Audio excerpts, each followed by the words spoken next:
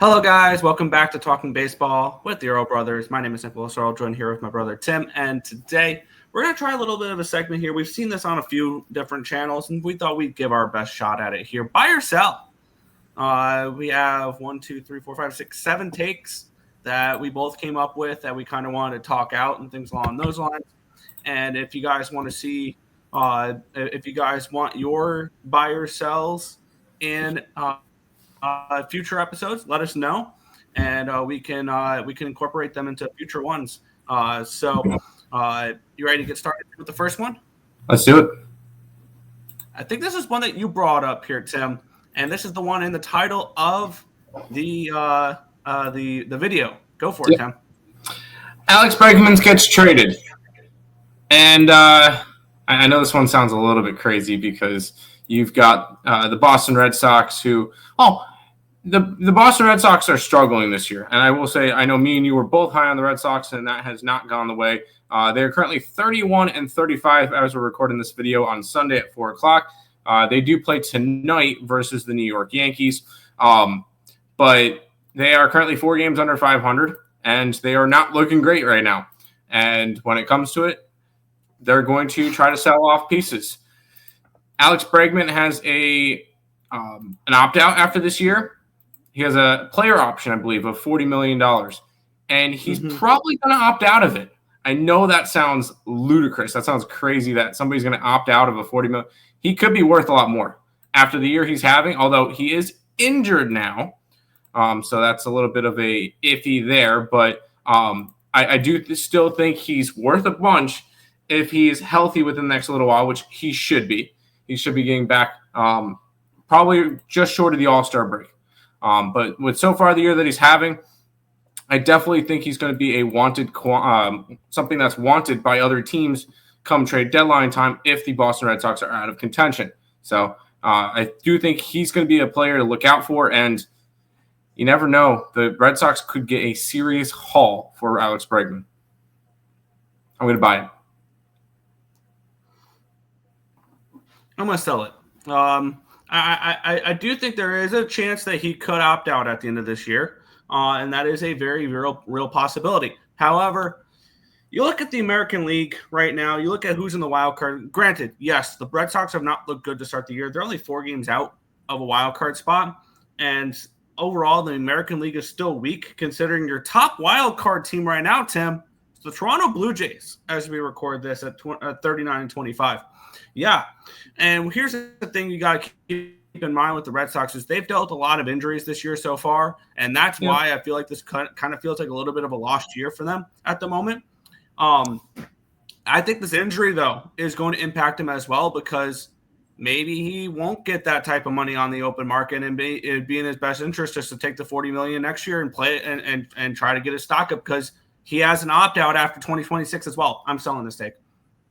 Fair enough. All I know is the Red Sox could get a haul for him.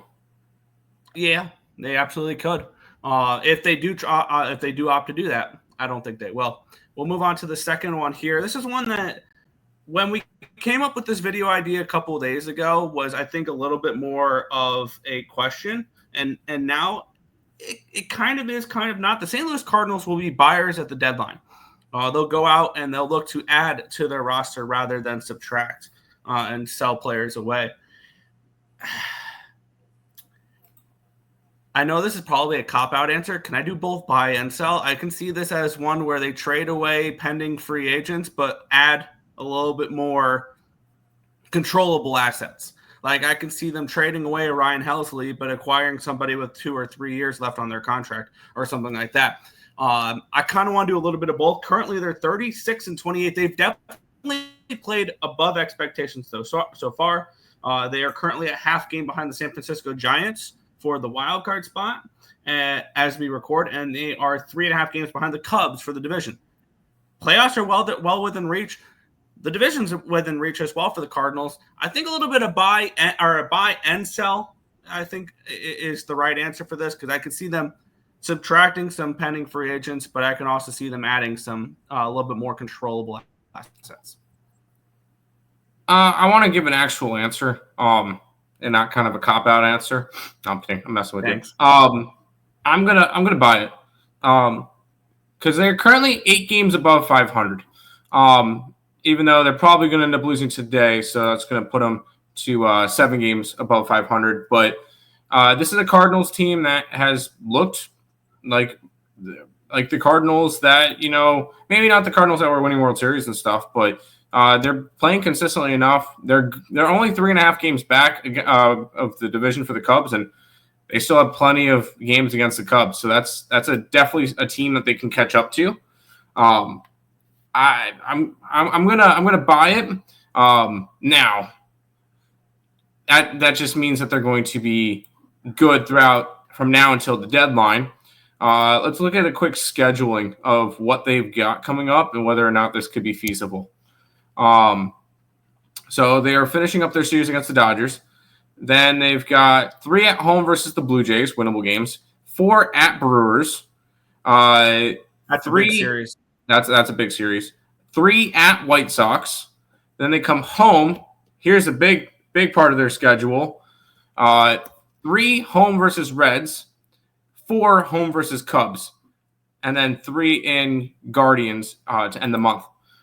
So that's going to be a big kind of tell of whether or not they're going to be where we think they're going to be. For right now, with that schedule, they have a lot. Even though yes, it's not an easy schedule, that's a schedule that you can make up games on. So I'm gonna stick with my buy. Fair. I would lean more towards sell because I like a lot of other teams in the National League more than the St. Louis Cardinals, and I can see them falling out a little bit more as well. I would if I had to pick buy or sell, I would lean more towards sell. That's fair. Here's one that's kind of interesting, and I think this is a little bit of a pipe dream for people from Philly, but is it though? Mike Trout gets traded. This is the take. Mike Trout gets traded, and then I have in parentheses to the Phillies. And just as a thought exercise, I can buy this a little bit. If the Angels want to get out from his contract, which has another 5 years on it after this at $37 million a year, what's a team that could take something on like that? Philadelphia could. And Dave Dombrowski is a little bit of a lunatic sometimes. Would it shock you if he kind of thinks this could be the last hurrah with this core, so he goes out and makes an incredibly stupid type of trade and picks up Mike Trout? And when you look at the Philadelphia Phillies, what position is kind of their biggest need? Center field. So I could see this as Dave Dombrowski is a little bit on the crazy side, trying to extend the window a little bit and trades away. Now, obviously, this trade would have to be, it starts with Mick Abel and or Andrew Painter, and then and then 1 or 2 more prospects. Yep. Granted, if they take the contract on, it could be a little bit less.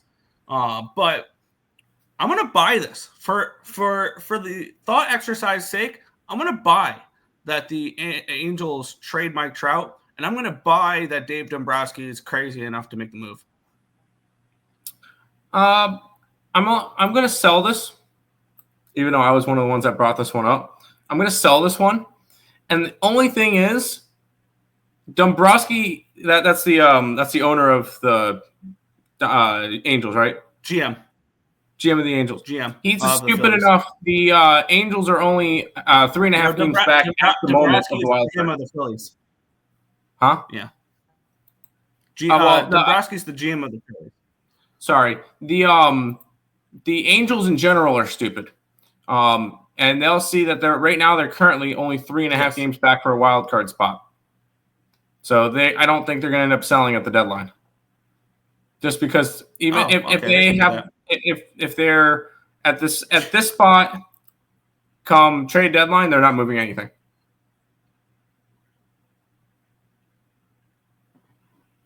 Fair. Then we can move on to our next one then. I feel like that was a pretty easy sell for you. Pretty easy sell, yeah. Talk about selling. And I kind of wanted to throw the Atlanta Braves into this conversation as well. The Arizona Diamondbacks will be sellers at this year's trade deadline. Now, talk about disappointing teams so far this year. I was pretty high on this Diamondbacks team coming into the season, and they're 31-34 as we speak. They're 7 games behind for the division, and then for the wild card, they're currently 6 games out. They only lead the Nationals by half a game. That's how bad the Arizona Diamondbacks have been this year. And you have some pending free agents that can absolutely get you a decent haul. Players like Zach Gallen, Merrill Kelly. I believe both of them are either UFAs or RFAs at the end of the year. You got some players that can probably get you a decent return, and you can start. I think this is a great year for the Arizona Diamondbacks that kind of hit that retool button. And I think if they're able to get a decent enough return for their pending UFAs, then this team could be good again in 2026. Unfortunately, they lost Corbin Burnes, which I think is going to sting, and it's going to push them more towards the selling phase here for this year. And I think the Diamondbacks, as high as their expectations were heading into the year, I think will be sellers at the trade deadline. Can this one be my cop-out answer? Because I feel like the Diamondbacks are in a very similar spot right now as the Boston Red Sox. I don't think they're going to be complete sellers. There is a couple of players. Eugenio Suarez should be gone. Zach Gallen should be gone. Bo Naylor should be gone. Bo or Josh? One of them's on the team. Should be gone. But when I look at it, Josh they're not gonna complete yard sale everything just because they're still in a competitive window. Over the offseason, won't be surprised if they go out and spend some more money, just because that they're not gonna, their owner has no problem with that. Yeah, and because when I look at it, I think that this Diamondbacks team has the money because they don't have to. So when the luxury tax comes out for next year's salaries, Corbin Burnes' contract won't be on there because of the injury. So that won't be as big of a deal for luxury tax. Yeah. So they're going to spend money.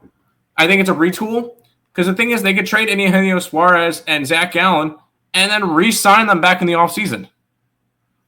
That's a realistic look at it too, and they can build the prospect pool for some rentals. So they are going to be sellers, but they're going to be moderate sellers. Yeah, and as we speak, their game just ended. They lost 4-2 to the Reds. Nice. So they're now 31-35. But we have 3 more topics we want to talk about here. The next one here is I feel like I threw this one in here just to have him in the thumbnail. Paul Skenes demands a trade. Bye. Now, I think this is one of the easier buys on the video. Now, not this year, but he's a 0.85 ERA in this last 6 games. He's on his way to probably winning a Cy Young award this year, and the team is probably going to have a below 500 record when he starts those games. Although I will say, their offense is still bad. He is Jacob DeGrom. Yes. The Pirates actually won a game for him today. I will say that. They won 2-1 versus the Phillies. Yes, he went 7 2/3 innings, still couldn't get a win. That's ridiculous. 7 2/3 innings, 0 earned runs, and couldn't get the win. There was 1 unearned run. Yeah. I think this is absolutely going to be a buy. This is going to be a buy. He's going to want out of Pittsburgh. Unfortunately, they're going to let his contract run out there, and then they might trade him with a year left on it or something along those lines for a really nice return. Unfortunately, Paul Skenes is not going to be able to play playoff baseball though until he leaves Pittsburgh. So I think this is a buy for me. That eventually he does demand a trade. I don't think it's going to be this year, but I don't see him staying his full arbitration years in Pittsburgh at all. I'm 100% buying it, and I'll say it's by the end of next year. He's going to ask for something. The problem is, I know he's not going to get out for another 3+ years in Pittsburgh, just because Pittsburgh doesn't spend money, and there's no way that he can really get traded for anything, because you look at a bunch of these trades, it's either they're trading over a major league player for him, and it's way too expensive for Pittsburgh because Pittsburgh doesn't want to spend money, or they're sending over 4, 5, 6 prospects, and that's not worth it for the team sending over prospects. They're going to have to find something. I have a feeling just because we say Skenes demands a trade does not mean he gets one. He won't get one. No. He'll most likely play out his 6 years of what he needs to in Pittsburgh, and then the Dodgers will end up signing him. So, but yes, Paul Skenes can demand a trade. Absolutely. It does not mean he's going to take it. It doesn't mean he's going to get traded. Agreed. The next one here you wanted to bring up. Yes. I have an easy answer. I have an easy answer for this. You say the Baltimore Orioles are buyers at the deadline, and this is a sell. How many times can I hit sell? Absolutely not. I don't even know why you brought this one up. This team's 11 games under 500. They're 13 games behind the Yankees for the AL East. There are 7.5 games out for the wild card. The only teams that have a worse record than them in the American League are the Athletics and the White Sox. Get out of here with your Orioles. This is the easiest sell on the board, and I think they are one of the biggest sellers at the deadline. Any type of UFA. I think Cedric Mullins is gone. I think Mountcastle, if he wasn't hurt, would be gone. I think O'Hearn, you could trade him. I think there's a lot of guys that you can trade off this team.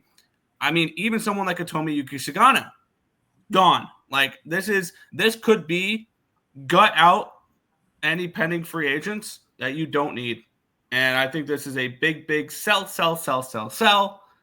trade deadline for the Baltimore Orioles. Not a chance they buy here at all. I'm going to sell this. Although I can see Baltimore being a little bit more competitive later on in the season. Can I make the statement saying the Baltimore Orioles will finish the season over 500? Sell. I think there's a realistic chance that they can make up. Like right now, they're 11 games under 500. I'm going to say they win today versus the Athletics, who can't get out of their own way,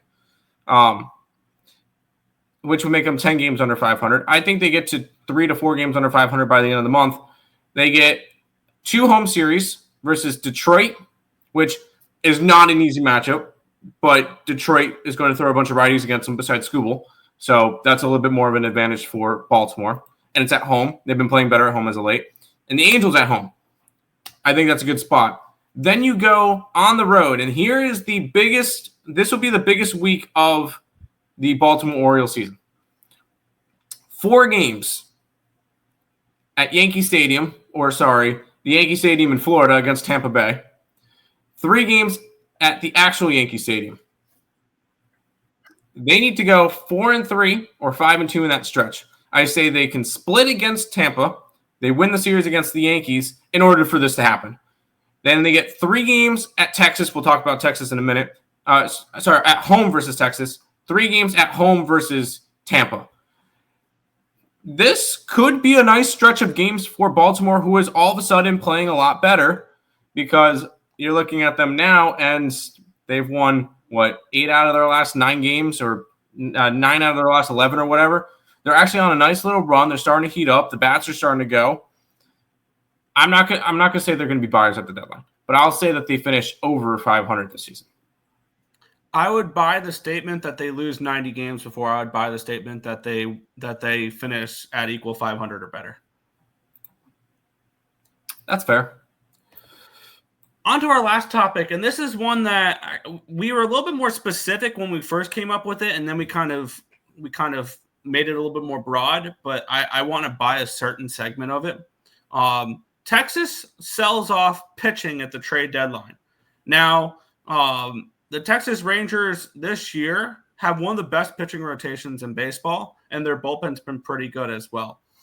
I mean, you got players like Patrick Corbin and Tyler Mahle pitching well. Jacob deGrom, and Nathan Eovaldi's been good too.